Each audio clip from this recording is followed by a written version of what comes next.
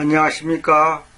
오늘도 자기를 부인한다는 것은 무엇인가 5번째 강의를 시작하겠습니다. 지난 시간에 제가 거룩한 숨, 홀리 고스트에 대해서 잠깐 언급했죠. 우리가 정상적인 숨을 쉬지 못한다는 것은 코가 막혔거나 폐에 문제가 있거나 아니면 산소가 탁하거나 뭔가 문제가 있기 때문에 정상적인 숨을 쉬지 못한다 그랬죠. 숨은 하나님의 생명을 받아들이는 것을 말하는데 이거는 구원과는 별개입니다. 숨이라고 표현한 것은 생명의 호흡을 그의 콧구멍들 속으로 호흡하셨기에 그러하다. 제가 이렇게 말씀드렸죠. 우리가 생활 속에서 숨이 막힌다 그러잖아요. 숨이 막힌다. 그것은 무슨 말입니까? 내 마음이 지금 편치 않다는 뜻 아닙니까? 내가 원하는 뜻대로 뭔가 되지 않는다. 아니면 뭔가 긴박한 어떤 일이 돌아간다. 스포츠고 어떤 거 보더라도 숨 막히는 순간입니다. 아마 이런 표현을 쓰지 않습니까? 이것이 바로 이제 하나님의 영이, 하나님의 생명이 우리 육체를 통과해서 내 생각과 마음과 감정과 의지 이것을 지배할 때, 정상적으로 지배할 때 우리는 정상적으로 숨을 쉬는 거예요.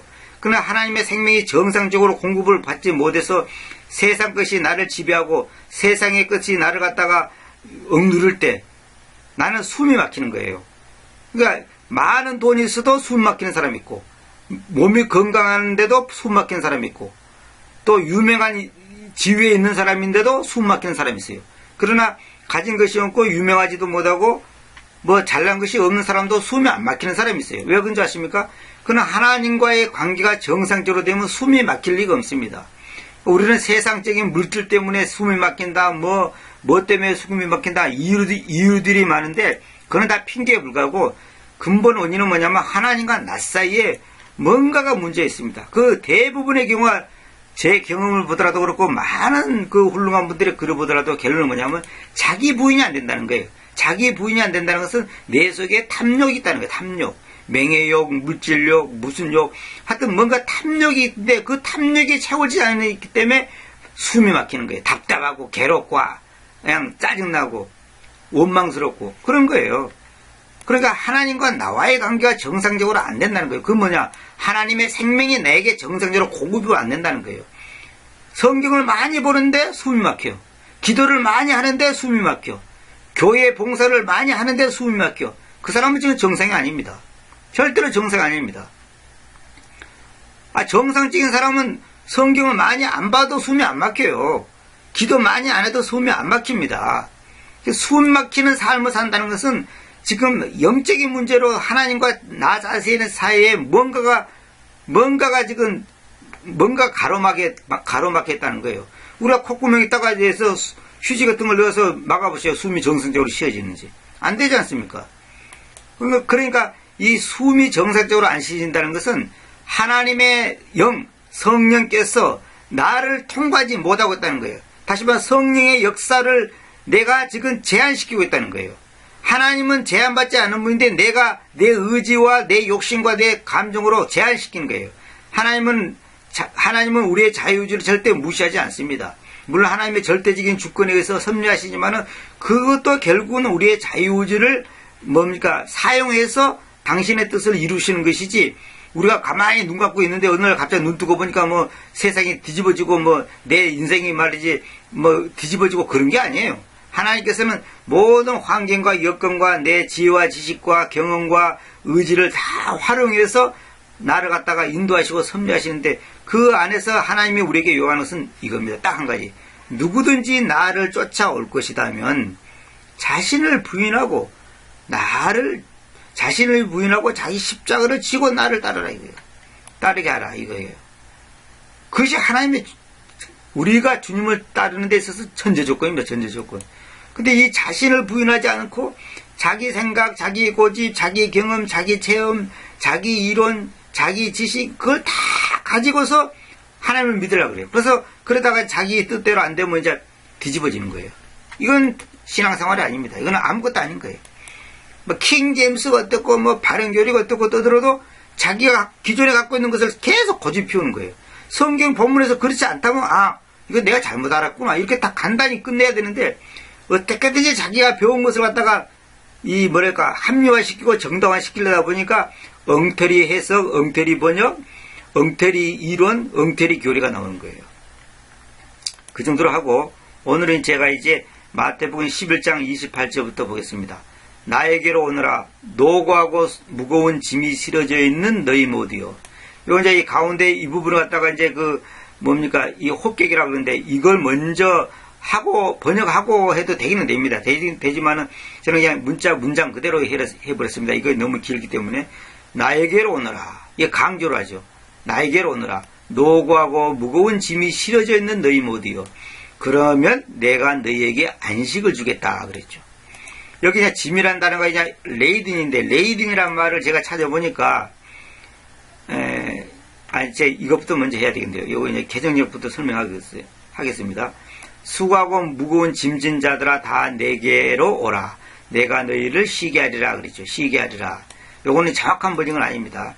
대충 맞지만은 이 수고하고 노고하고 한다는 노고라는 것은 상당히 힘들게 일하는 힘든 겁니다. 힘들게 뭐랍니까 고생하는 걸 보고 노고라고 노고가 참 많으십니다 그랬잖아요. 우리가 노고가 참 많으십니다. 무거운 짐이 실어져 있는 너희 모두요. 짐진 자들아 무거운 짐진 자들아. 그런데 이게 아니고 무거운 짐이 실어져 있는 무거운 짐이 실어져 있는 너희 모두요. all ye 너희 모두요. 짐진 자들아 다 내게로 와라 이렇게인데 그게 아니라 내가 너희를 쉬게 하라. 내가 너희에게 안식을 주겠다. 키움정은 수고하고 무거운 짐진 자들아 너희는 내게로 오라. 내가 너희에게 안식을 주리라. 짐진 자들아 그러놨죠. 짐진 자들아 그러면 안 되고 짐진 너희 모두여 이렇게 짐진 자들아 그러면 안 됩니다. 짐진 자들아 그러면 여기다가 대미 들어가든지 그렇게 해야지. 짐진 자들아 그러면 이건 너무 정확한 번역 아닙니다. 여기 계획성처럼 하다 보니까 너희는 내게로 오라. 내가 너희에게 안식을 주리라. 수고하고 무거운 짐진 자들아 다 내게로 오라. 그러면 내가 너희에게 쉼을 주리라. 전부 다 계획성처럼 해놨죠. 이게 정확한 번역은 아니고. 근데 여기서 제가 이제 NIV 봅시다. NIV는 나에게 오라. 지치고 그 다음에 짐이 실어져 있는 너희 모두요. 그리고 그러면 내가 너희에게 안식을 주겠다. 이제 NIV는 그래 돼 있죠. 여기 보면 이제 킹 제임스 성경은 레이든이라는 단어 썼죠. 레이든. 근데 이제 NIV는 버든이라는 단어 썼죠. 근데 우리말상으로 이걸 지금 구분해서 번역할 수가 없겠더라고요. 제가 아무리 찾아봐도 우리말상으로는 짐이라는 단어 외에 다른 표현을 쓸 수가 없어요. 그래서 제가 이제 레이든도 짐이 실어져 있다. 짐지다. 짐이라고 번역했고, 그 다음에 여기 보면 이제, 여기 보면 뭐가 있습니까? 여기 보면 이제 버든이라는 단어죠. 이 버든도 짐지다. 이렇게 내가 이제 번역을 했습니다만은, 이건 이제 우리말상으로는 표현을 달리 할 수가 없더라고요. 그런데 이제 분명한 것은 영어로는 레이든이 있고 버든이 있습니다. 근데 이제 킹 제임스의 레이든을 NIV는 버든이라고 번역했죠. 근데 이제 제가 성경을 찾아보니까 레이든과 버든이 약간의 용례가 좀 다릅니다. 그걸 우리가 좀 주목해 볼 문제가 있는데, 무거운 짐이 실어져 있는 너희할 때 무거운 짐이 우리 등에 어떤 쌀가마니가 지어졌다 그런 차원의 짐이 아니고, 요거는 좀 더 영적이고 내면적인 것을 이제 주로 말할 때 이 짐입니다. 주로 이제 재짐, 어떤 삶의 어떤 고달픈 인생사, 이런 것을 인생살이 이런 걸 말할 때 이제 짐이라고 주로 표현했는데, 제가 이제 한 예를 들어서 제가 이제 말씀드려 볼게요. 디모데후서 3장 6절에 보면 이게 킹 제임스는 신학에서는 딱 이리 하나, 여기 아까 거기가 있고 여기가 있고 그 다음에 29절 있고 딱 세 군데가 있습니다. 신학성경에 보세요. 보세요. 이거 볼게요. 일단 디모데서 3장 6절에 보면, 왜냐하면 이러한 부류 중에는 집들로 기어들어서 죄들로 짐이 실어진 미련한 여자들을, 또 다양한 욕망들을 가지고 이끌려버린 미련한 여자들을 이제 미혹한다. 이제 그런 의미로 이제 이거 써 있는데, 여기 보면 이제 킹 제임스 뭐라 되냐면, 여기 뭡니까? 여기죠. 레이든이라는 단어 썼죠. 이 레이든이라는 단어가 성경에 보면 이게, 옛유언, 다시 말하면 구약 성경이라고 하는 것에는 이것이 세 군데가 있습니다. 그런데 신약에도 이게 이제 여기 한 군데 있고, 아까 여기 마태복음 11장 20절에 있고, 그 다음에 여기에 뭡니까? 디모데후서 3장 6절에 있고, 그 다음에 이 레이드라는 단어는 마태복음 11장 28절이고, 디모데후서 3장 6절 이 두 군데밖에 없습니다. 신약에서는 두 군데 있고, 그 다음에 이제 구약에서는 이제 옛유언, 구약이라고 하면 안 되죠. 옛유언에는 뭐냐면 몇 군데가 있냐? 창세기 45장 23절. 그 23절 같은 절에가 이제 이 두 군데가 있죠. 이렇게 두 군데가. 그 다음에 사무엘상 16장 20절에 있는 원래는 없는데 킹역자들이 문맥상 이 레이드라는 단어를 넣어놨죠. 이렇게. 원래는 이제 히브리어는 없는데 이제 넣어놨죠. 그 다음에 이사야 1장 4절. 이래 세 군데밖에 없습니다. 그러니까 정확하게는 하나, 둘, 셋, 네 군데인데 절로 따져서는 이제 세 절에가 이렇게 이제 언급되었고 있죠. 예. 그 다음에 이제 버든이라는 단어는 이제 구약 성경, 다시 말하면 이제 옛유언에 보니까 아주 수십 군데 있습니다. 아주 많습니다. 그거는 이제 너무 많아서 다 찾을 수 없고 아주 많습니다. 이제 그런데 이제 구약에 보면 이제 옛유언에 보면 이제 창세기 45장 23절에 보면 짐이 실어진 당나귀 10마리를 하면서 레이든이라는 단어 썼어요. 레이든. 그러니까 짐이 실어진 당나귀. 그러니까 이제 이거는 일반적인 짐을 말한 거죠. 그 다음에 근데 요건 이제 영적으로 말하자면 그리고 그의 아버지에게는 그가 이방신을 쫓아보냈으니 이집트의 좋은 것들로 짐이 실어진 당나귀 10마리. 결국 이집트의 좋은 것들로 짐이 실었다는 것은 그건 이집트는 세상을 말한 거기 때문에 이건 사실 좋은 의미가 전혀 아니죠. 영적으로 봤을 때 이거는 아주 안 좋은 의미죠. 이거 이제 영적으로 이해한다면. 그 다음에 돌아오는 도중에 먹도록 자기 아버지를 위한 곡물과 빵을 먹을 것으로 짐이 실어진 암당나귀 10마리를 보냈다. 이제 이렇게 돼 있죠. 근데 이사야 사무엘상 16장 22절에 보면 그러자 예새가 빵과 포도주병과 새끼 염소로 짐이 실어진 당나귀를 취하였어. 그러면서 이제 이걸 레이든이라는 단어 썼죠. 여기서. 그 다음에 이제 이사야 1장 4절에는 이제 죄짐을 가리키는 용어를 썼습니다. 제투성이 민족, 죄악으로 짐이 실어진 백성, 악행자들의 씨, 부패한 자들로 있는 아이들, 그들은 주님을 저버려 왔으며 그들은 이스라엘의 거룩한 분을 분노하도록 자극시켜 왔으며 그들은 역행으로 가버려져 있다. 이때 짐이 실어진 백성, a people laden with iniquity. 요거 뭐냐면 죄악으로 짐이 실어진 백성. 그러니까 이건 이제 이때는 죄에 대한 죄와 연결된 의미로서의 짐이죠. 근데 여기 이제 창세 45장 23절하고 사무엘상 16장 20절은 이제 일반적인 짐을 말한 건데 이것도 사실은 좀 별로 이제 좋은 의미는 없습니다만 이렇게 쓰여 있습니다. 그런데 이제 이게 이 레이드라는 단어가 이제 옛유언에는 딱 세 군데밖에 없습니다. 여기는 세 절밖에 없습니다. 그런데 이제 버든이라는 단어는 아주 수십 군데 있어요. 그래서 근데 이제 여기 신약에서는 이제 어떻게 용동에 쓰여 있냐면 신약에는 보면 뭐라고 되어 있냐면 여기 보세요. 노가고 무거운 짐이 실어진 너희여. 이때 이 짐은 그냥 우리가 말하는 소위 물건을 가리키는 그런 짐이 아니라 영적인 의미죠. 마음의 짐, 죄의 짐, 그런 걸 이제 이거 말하는 거죠. 세상에서 정말 우리가 시달리는 지친 영혼의 아주 이 제약된 세상에서 있는 여러 가지 안 좋은 의미의 짐이죠. 그 짐이 실어있다 이거예요. 그런데 이제 킹제임스는 NIV에서는 버든드. 이게 요건 버든드란 뭐냐면 버든의 과거인데 이제 이게 뭐냐면 요거는 이제 일반적인 짐이단 말이에요. 이게 신학에서는 마태복음 11장 28절하고 디모데후서 3장 6절이 있는데 두 가지 다 어떤 의미로 쓰였냐면 죄들로 짐이 실어진 해가지고 죄의 짐, 세 속에 속한 짐, 다시 말하면 마음의 짐, 어떤 영적인 의미의 짐으로만 사용됐습니다. 신학에 두 군데 딱 있는데 아까 말한 옛유언에는 세 절에가 있고 단어는 네 개지만은 그 다음에 이제 신약에서는 이 두 절에만 있습니다. 레이든. 그 다음에 이제 버든이라는 단어는 이제 신학에는 또 여러 군데 있습니다. 버든이라는 단어는. 자, 봅시다. 여기 보면 이제 이렇게 됐는데, 주로 이제 레이든은 상당히 좀 더 영적인 의미로 쓰일 때가 많았고, 꼭 그런 건 아니에요. 제가 성경 찾아보니까 꼭 그런 건 아닌데, 주로 그런 용도로 쓰여 있고. 그 다음에 이제 여기 보면 디모데 3장 6절처럼 죄들로 짐이 실어진 미련한 여자들 할 때 이 레이든 같은 경우는 이제 완전 죄짐을 말한 거죠. 말 그대로. 근데 NIV에서는 이걸 뭐라 하냐면 로드라고 써요. 로드. 이거는 적재하다. 적재되어 있는 약한 의지가 약한 여자들 이 말이에요. 적재되어 있는. 그러니까 뭐냐면 죄들로 적재되어 있는 죄짐이 말하면 완전히 수화물을 적재한다 그러잖아요. 그러니까 적재되어 있는 의지가 약한 여자들을 이렇게 되어 있습니다.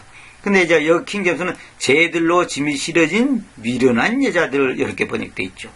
이제 NIV하고 이제 킹제임스 이렇게 다릅니다. 그 다음에 이제 29절에 보면 이런 말 있죠. 나의 멍에를 너희 위에 취하고서 나에게서 배우라. 왜냐하면 내가 마음속에서 온유하고 낮추기 때문이다. 그래서 너희는 너희 혼들에까지 안식을 발견할 것이다. 너희 혼들에까지 안식을 발견할 것이다. 이렇게 너희 혼들에까지 안식을 발견할 것이다 그랬죠. 그런데 이제 개정적으로 뭐냐면 나는 마음이 온유하고 겸손하니 나의 명예를 배우고 내게 배우라. 그리하면 너희 마음이 힘을 얻으리니. 너희 마음이 힘을 얻으리냐고.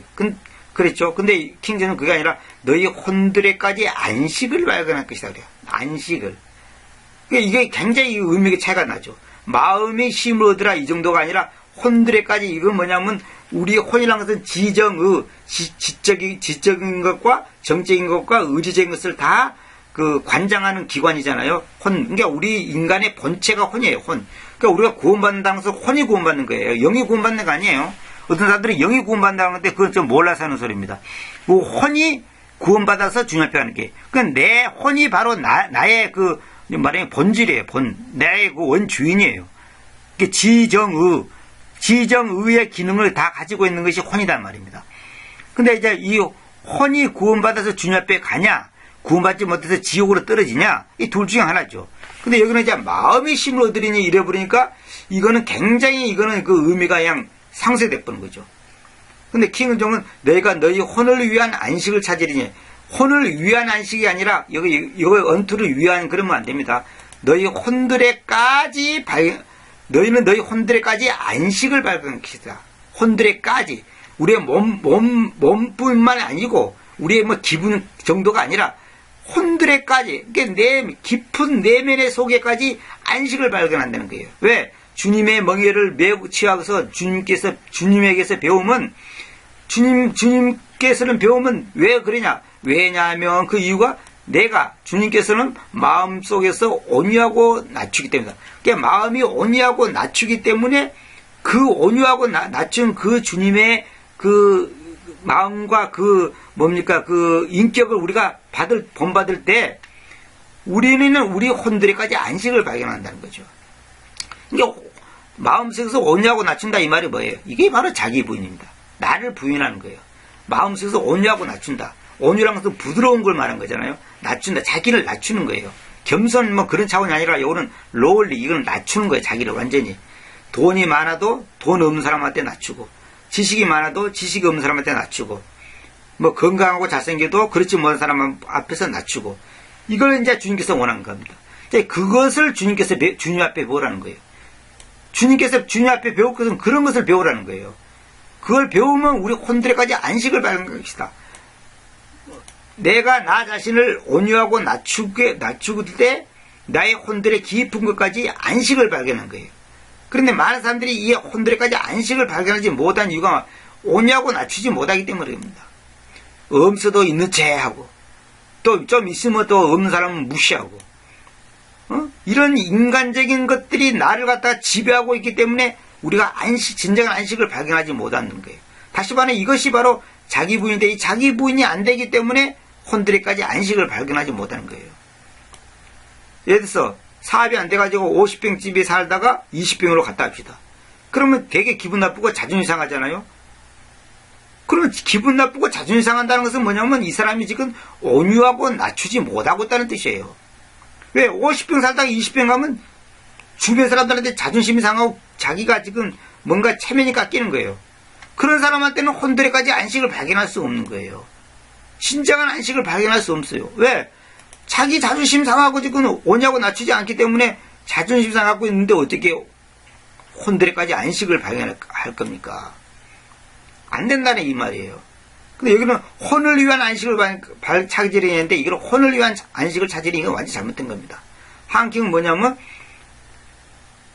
나는 마음이 오냐고 겸손하니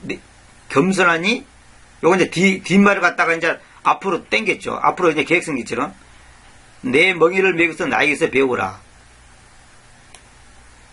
킹은족은 내게 배우라는데 내게 배우가 아니라 나에게서 배우라. 이게 맞는 말입니다. 나에게서 나로부터 그 말이에요. 여기서 오브라는 것은 여기 오브라는 뭐냐면 기원 출처입니다. 나에게서 내게가 아니라 to me가 아니라 of me. 이거는 나에게서 배우라 이 말이에요. 이게 한킹이 정확한 번역입니다. 이게 킹음정이라든지 계획성경은 잘못된 번역이에요. 그래야만 너희가 너희 혼의 쉼을 얻으리라. 혼의 쉼을 얻으리라. 안식을 발견할 것이다. 얻으리라가 아니라 안식을 발견할 것이다. 너희 혼에, 요건 이제 복수를 해야 되는데, 혼에 그러면 안 되고, 혼들에까지 안식을 발견할 것이다. 다시 말하면, 오냐고 낮추면요, 자기 몸도 편안하고, 내 속에 있는 이 혼에까지도 안식을 발견한다는 거예요. 그러니까 몸만 편안한 게 아니라, 내 속사람까지 편안해지는 거예요. 그러니까, 저도 얼마 전에 어떤 사람한테 그런 얘기를 했는데, 왜 100억이 갖고 있는 사람이 10억 갖고 있는 사람보다 더 피곤한 인생을 사냐 이거예요. 왜 10억 갖고 있는 사람이 1억 갖고 있는 사람보다 더 피곤한 인생을 사냐 이거예요. 이건 모순 아니냐. 이게 모순이단 말이에요. 아니, 더 편안해야지. 왜 더 힘들고 괴로운 삶을 사냐 이 말입니다. 응? 차는 좋은 차 타고 다니고 비서는 있고 집은 좋은 집이 살고 먹는 거는 맛있는 건 많이 먹는데 내 마음이 왜 안식을 발견하지 못하냐 이 말이에요. 이게 상당한 모순 아닙니까?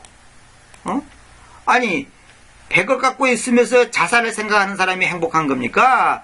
1억 갖고 있으면서 행복하게 랄랄랄라 하면서 여행도 다니고 또 누구 친구들 만나서 하고 또 어려운 사람 가면 떡이라도 하나 갖다 사다 주고 이런 사람이 누가 행복한 사람이냐 이 말이에요. 100억 갖고 있으면서 맨날 시간에 쫓기고 삶에 쫓기고 지치고 인상 팍팍 쓰고 뭡니까? 너무 바빠가지고 여행 갈 시간도 없고 이거 뭐하는 짓거리냐 이 말이에요. 제가 아는 어떤 높은 자리에 있는 분인데 이제 그분이 높은 자리에 있는 분인데 저보고 그래요. 한번 그 얘기를 해요. 그분은 이제 사회적으로 아주 높은 자리에 있고 돈도 많은 사람인데 딱 일주일만 좀 쉬봤으면 좋겠대요. 자기가 마음껏 일주일만 쉬봤으면 좋겠대. 그러면 일주일 쉬면 될 거 아니냐고. 자기 사무실 문 닫고 일주일 쉬면 될 거 아니야. 근데 그게 자기 마음대로 되는 거 아니에요. 왜? 일은 밀려 있죠. 또 자기 밑에 있는 딸린 식구는 있죠. 그리고 또 일이란 것은 안 할 수도 없는 거예요. 그 내가 안 하고 싶다고 마음대로 안 해지는 것도 아니에요. 그게. 그러니까 그 사람은 쉬고 싶어도 못 쉬어. 돈이 없어 못 쉬는 것도 아니고 무슨 할 줄 몰라서 하는 게 아니라 현실의 그 업무가 자기 발목을 꽉 잡고 있는 거예요. 그 자기 사무실이고 자기가 사장이지만은 자기 마음대로 못 쉬어요. 참 이거에 참 아이러니한 일이죠. 그러나 저처럼 아무것도 가진 사람은 일주일 쉬고 싶으면 일주일 쉬는 거예요. 그냥. 한 달 쉬고 싶으면 한 달 쉬는 거예요. 상관없어 저는. 그게 참 이거 누가 더 행복한 사람이냐는 거지 내 말은. 누가 더 지금 나는 고민 아무것도 없어요. 전혀 이 세상에 미련도 없고 부러움도 없고 불안도 없어 저는. 3차 대전이 내일 일어나고 제2유고가 오늘 저녁에 일어나도 나는 아무 걱정 안 해요. 진짜로. 제가 걱정 안 합니다 저는. 왜? 죽으면 천당이고 살면 사람께서 사는 데까지 살고 죽기까지 더 하겠냐고 막말로. 그런데 이 세상에 그 많은 걸 누린 사람들은 그리 못합니다. 그래서 제가 어느 글에 보니까 2차 대전 때 독일에서 유대인들이 많이 학살당했잖아요. 근데 학살당한 사람들이 상당의 퍼센트가 뭐냐면 부자들이 더 많이 죽었답니다. 가난한 사람보다. 왜?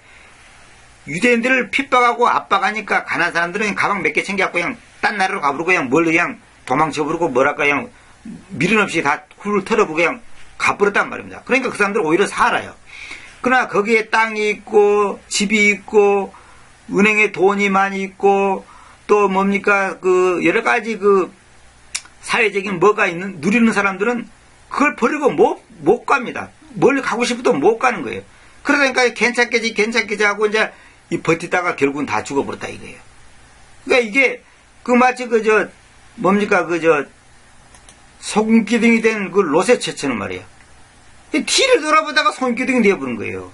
우리가 세상 것을 돌아다 보니까 그냥 나중에 그냥 자기의 그 적은 것 때문에 큰 거, 다시 말하면 내 생명을 잃어버린단 말이에요. 이런 어리석음을 우리가 범할 수밖에 없는 것이 현실이다 이 말입니다. 자식 낳아서 행복한 것도 있고 보람 있는 것도 있지만 자식 때문에 슬픔을 걷는 사람들이 얼마나 많습니까? 참 이게 세상은 정말 아이러니한 일입니다. 아이러니한 일. 자 30절 왜냐하면 나의 명은은 쉽고 나의 짐은 가볍기 때문이라. 보십시오. 개정역은 이는 내 명예는 쉽고 내 짐은 가벼움이라. 이건 근사치로 이렇게 번역해놨죠. 근데 키금적은 더 엉터리요. 왜냐하면 무시해버렸죠. 왜냐하면 내 명예는 쉽고 내 짐은 가벼우니라. 이거 뭐예요? 왜냐하면 이 이유를 나타내는 것을 없애버렸잖아요. 근데 차라리 개정역은 이거 있어요. 또 한킹은 있어요. 이는 내 명예는 쉽고 내 짐은 가볍기 때문이라. 이건 맞죠? 한킹은 이게 또 맞는 거죠. 근데 키금적은 이거 없애버렸잖아요. 그러니까 이게 누가 지금 잘못된 거예요? 누가 더 엉터리예요? NIV 봅시다. 왜냐하면 나의 멍에는 쉽고 나의 짐은 가볍기 때문이다. 거의 뭡니까 킹제임스 성경하고 거의 같죠. 거의가 아니라 어디서 봅시다. 정확하네요. 뭐 똑같네요. 이건 보니까 킹제임스 성경하고 NIV는 거의 똑같네요. 왜냐하면 나의 멍에는 쉽고 나의 짐은 가볍기 때문이다. 정확한데 이 킹음정이라고 하는 것은 이 킹제임스 번역했다는 이 양반들이 부셔. 내 멍에는 쉽고 내 짐은 가벼우니라 그랬죠. 이거 웃기는 번역이죠. 이거는 완전히 잘못된 번역이잖아요.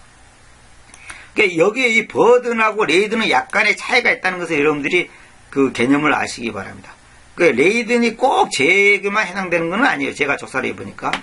그래서 일반적으로 그러니까 레이든은 죄에 관계되는 것과 그 다음에 물질에 관계되는 것을 병행해서 썼는데 버든 같은 경우는 100% 일반적인 짐에 관계되는 것에다가는 버든을 썼다. 그렇게 여러분들이 정리하시면 되겠습니다. 자, 그 다음에 고린도후서 8장 13절 볼게요. 한 예를 들어서 내가 이런 보여드리는 겁니다.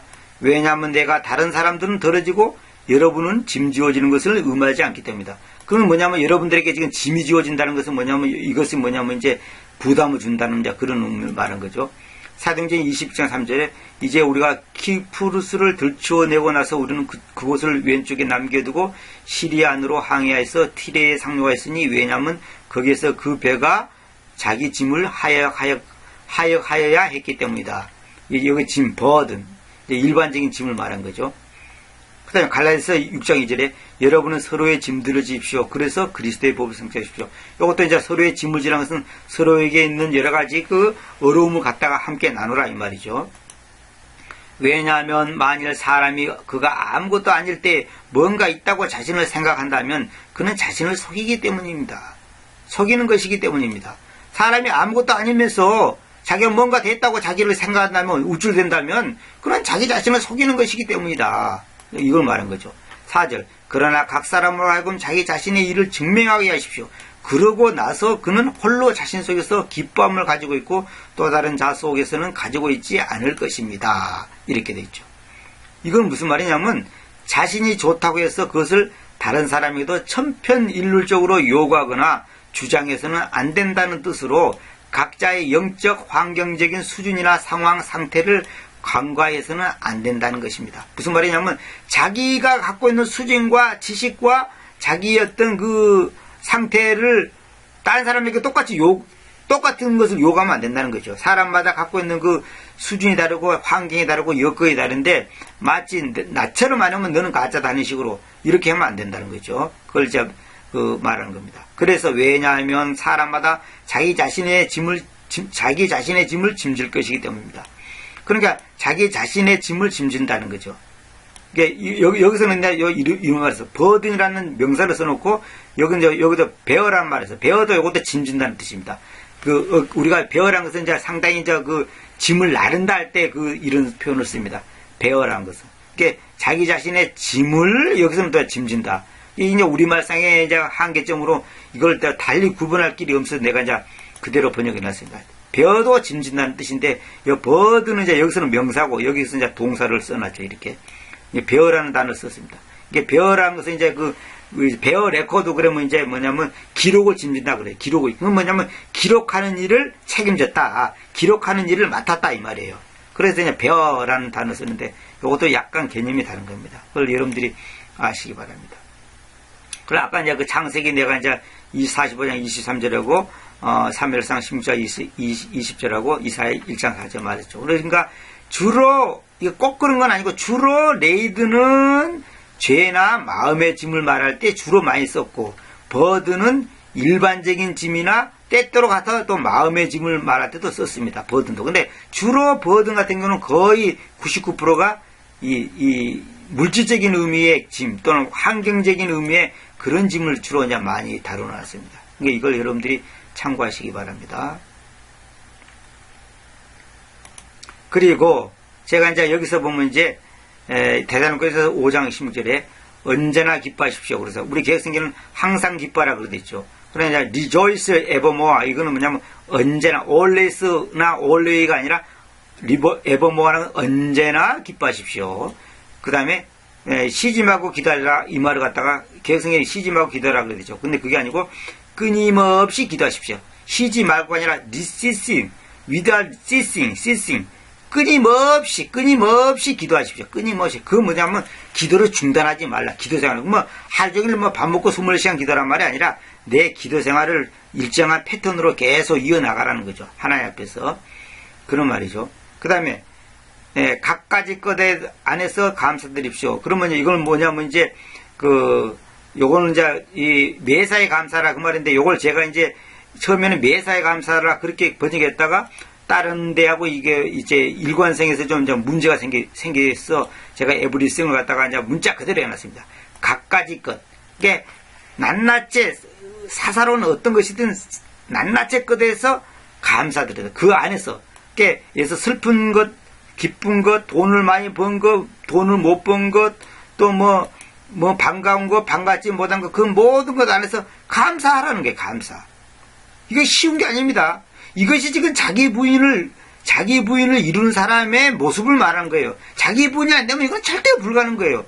아니, 잘 될 때는 감사할 수 있는, 누구나. 근데 안 될 때도 감사할 수 있냐, 이거예요. 건강할 때는 감사할 수 있는데, 건강하지 않을 때도 감사할 수 있냐. 이거 절대로, 정상적으로는 이거 불가능한 겁니다. 그러나, 자기 부인이 된 사람은 하나님의 절대 주권을 믿고, 그분 앞에서 내가 현재는 이해하지 못하고, 다 소화시키지 못하지만은 이 상황을 하나님께서 무슨 뜻이 있을 거다. 그럼 믿고 그 일에서 감사하는 거죠. in everything. 내가 문자 그대로 번역했습니다. 처음에 제가 매사에 감사합시오. 이렇게 번역했는데 그렇게 한 것보다도 각가지 것 안에서. 그러니까 이것 안에서 저것 안에서. 큰 일 안에서 작은 일 안에서. 슬픈 일 안에서 기쁜 일 안에서. 돈 버는 것 안에서 돈 못 버는 것 안에서. 손해본 것 안에서 이익 본 것 안에서. 그 안에서 다 감사라는 게 감사. 인 안에서. 이게 쉬운 게 아닙니다. 이거 굉장히 어려운 겁니다. 이건 보통의 상식으로는 이거 불가능한 겁니다. 이거.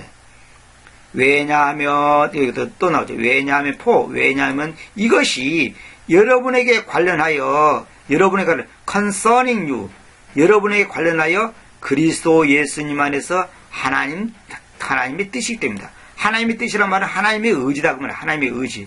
그러니까 하나님이 그리스도 예수님 안에서 하나님 뜻이라는 거예요. 네 안에서 하나님 뜻, 누구 안에서 하나님 뜻이 아니라 그리스도 예수님 안에. 이게 중요한 겁니다. 그리스도가 뭡니까? 하나님의 아들을 말하는 거죠. 하나님의 아들이 누구예요? 예수예요. 그러니까 하나님의 아들 예수님 안에서 하나님의 뜻이다. 이게 참 놀라운 뜻입니다.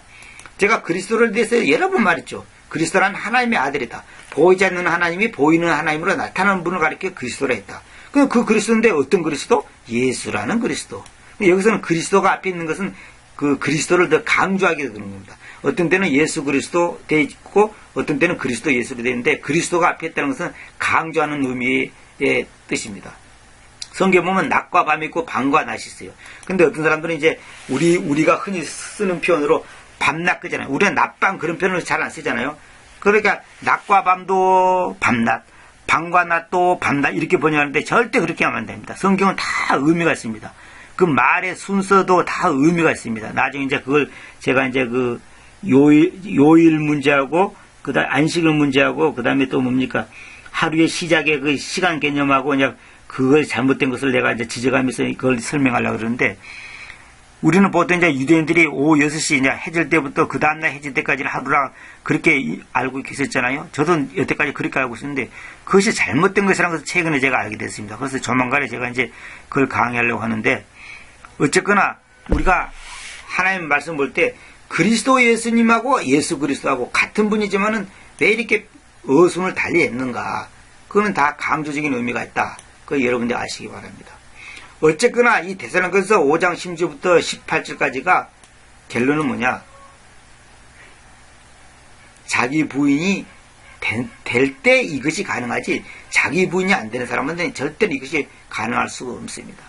그 사실을 여러분들이 아시고 다시 한번 우리 자신들이 정말 우리가 이 말씀을 이렇게 어떤 율법적으로 아니면 어떤 무슨 의무사항처럼 이렇게 하는 게 아니고 자기 자신이 부인된 사람은 이것이 자연스럽게 그냥 당연하게 무르르듯이 그냥 당연하게 그냥 이렇게 돼요. 당연하게. 무슨 억지로 하려는 게 아니고 마치 운동선수가 몸이 잘 이렇게 훈련된 사람은 자연스럽게 몸이 돌아가잖아요. 그러나 보통 사람은 억지로 하려 해도 안 됩니다. 근데 평상시 훈련된 사람은 자연스럽게 돼버려요, 그게. 마찬가지로 이런 문제가 다 그렇다는 거예요. 신앙생활이 하루아침에 그냥 내가 하고 싶다 하고 말고 싶다 하고 그렇게 되는 게 아닙니다. 이 많은 훈련과 시행착오와 모든 과정을 거쳐야 되는 겁니다. 그래서 여기서 여러분들이 갖고 있는 이 짐이 무엇인가? 나에게 짐이 무엇인가? 그 짐을 주님 앞에 내려놓으면 끝나는 건데 우리는 내려놓지 못합니다. 왜? 자기 고집 있고 자기 생각 있고 자기 감정 있고 자기 지식 있고 자기 경험 있고 그런 게 때문에 안 되는 거예요. 그래서 주님께서 뭐라 하세요? 나의 멍에는 쉽고 나의 짐은 가볍기 때문이다. 왜? 주님의 멍에는 뭐예요?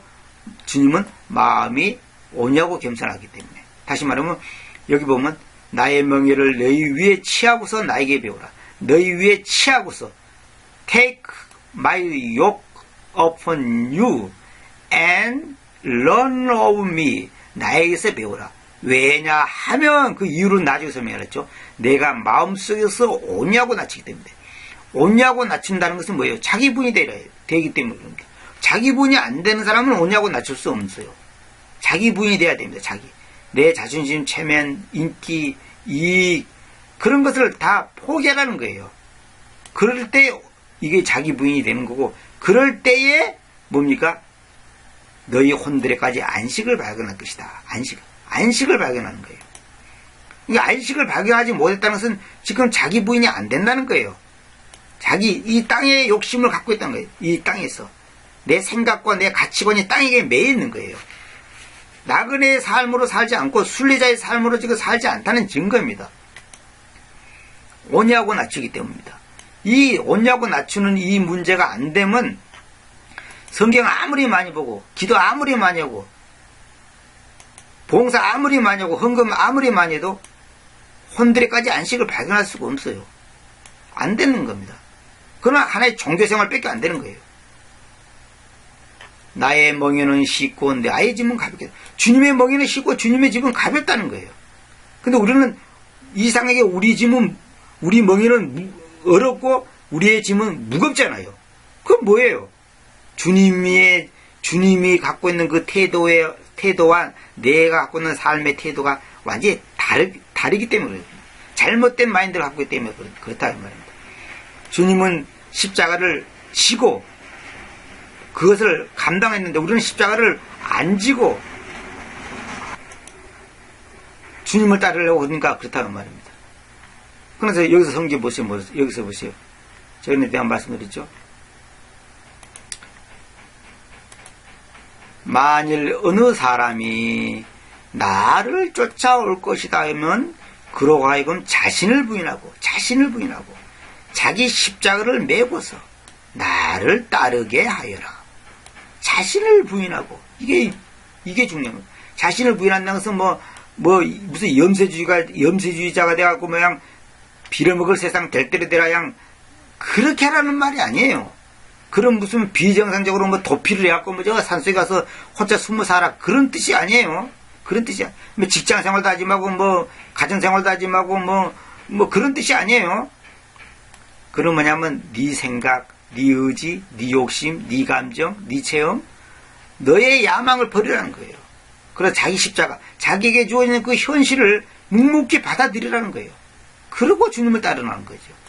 여기 내 설명해놨죠. 우리 십자가는 우리의 자아를 둘째내어 우리의 자아를 죽음에까지 이끌어가는 그 상황, 나를 죽음에까지 이끄는 그 상황을 피하지 말고 자원해서 수용하는 거, 기쁘게 받아들이라는 거예요. 그것을 받아들일 때 우리는 혼들에까지 안식을 발견할 수 있는 거예요. 다시 말하면 50평 살다가 20평 살 수밖에 없다. 기쁜 마음으로 가라는 거예요. 왜 그걸 안 가려고 그러고 부끄럽게 생각하냐 말입니다. 그걸 왜 괴로워하냐 이거예요. 그러지 말라는 거예요. 시험에 떨어질 수도 있고 실직당할 수도 있고 가난할 수도 있고 병들 수도 있고 다 있는 거예요. 이 세상에 고난이 없는 사람이 한 명이라도 있습니까? 없습니다. 절대로 없습니다. 뭐 자기들이 잘난 것처럼 까불고 돌아다니지만 실제 그 내면은 전부 다 그 위선과 가식으로 가득 차 있는 거예요. 다음 시간에 제가 로마서 1장 13절부터 또 이어서